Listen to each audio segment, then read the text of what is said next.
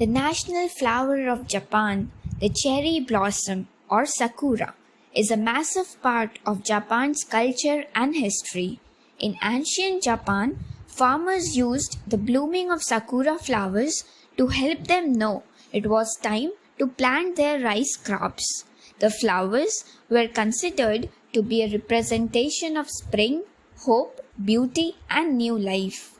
The pops of pink mark the ending of winter and signify the beginning of spring. There is a tale associated with this Japanese tree. So here the story goes.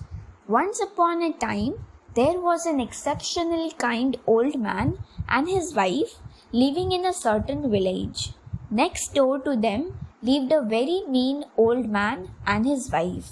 The kind old couple had a little white dog named Shiro. They loved Shiro very much and always gave him good things to eat. But the mean old man hated dogs, and every time he saw Shiro, he threw stones at them.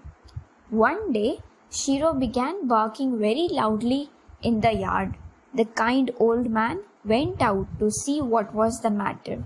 Shiro kept barking and began digging in the ground. The kind man brought out a spade and began digging to help him. Suddenly, his spade hit something hard. He kept digging and found a large pot full of gold. He expressed his gratitude towards Shiro for leading him to so much gold and took the gold to his house. Now, the mean old man had been peeping and had seen all of this. He needed some gold as well. So, the next day, he asked the kind old man if he could borrow Shiro for a while. The kind man agreed. The old man took Shiro to his house and out into his field. He ordered the dog to discover some gold for him also. So, Shiro began digging at a certain spot. Then the mean old man tied Shiro up and began digging himself. But all he found in the gold was some terrible smelling garbage and no gold at all. This made him so angry that he hit Shiro over the head with his spade and killed him. The kind old man and woman were very sad about Shiro. They buried him in their field and planted a little pine tree over his grave. And every day they went to Shiro's grave and watered the pine tree very carefully.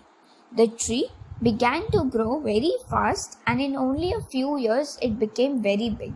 The kind old woman said, "Remember how Shiro used to love to eat rice cakes? Let's cut down that big pine tree and make a mortar. Then with the mortar, we'll make some rice cakes in memory of Shiro." So the old man cut down the tree and made a mortar out of its trunk. Then they filled it full of steamed rice and began pounding the rice to make rice cakes. But no sooner did the old man begin pounding than all the rice turned into gold. Now the kind old man and woman were richer than ever. The mean old man had been peeping through the window and had seen the rice turn to gold. He still wanted some gold for himself very badly. So the next day he came and asked if he could borrow the mortar. The kind old man agreed and gave the mortar to him. The mean old man took the mortar home and filled it full of steaming rice. "Now, watch," he said to his wife. "When I begin pounding this rice, it will turn to gold." But when he began pounding, the rice turned into terrible smelling garbage, and there was no gold at all. This made him so angry that he got his axe and cut the mortar up into small pieces and burned up in the stove. When the kind old man went to get his mortar back, it was all burned to ashes. He was very sad because the mortar had reminded him of Shiro. So he asked for some of the ashes and took them home with him. It was the middle of winter and all of the trees were bare. He thought he would scatter some of the ashes around his garden. When he did, all the cherry trees in the garden suddenly began to bloom right in the middle of winter. Everybody came to see this wonderful sight, and the prince who lived in the nearby castle heard about it. Now, this prince had a cherry tree in his garden that he loved very much. He could hardly wait for spring to come so that he could see the beautiful blossoms on his cherry tree. But when spring came, he discovered that the tree was dead, and he felt very sad. So, he sent for the kind old man and asked him to bring the tree back to life.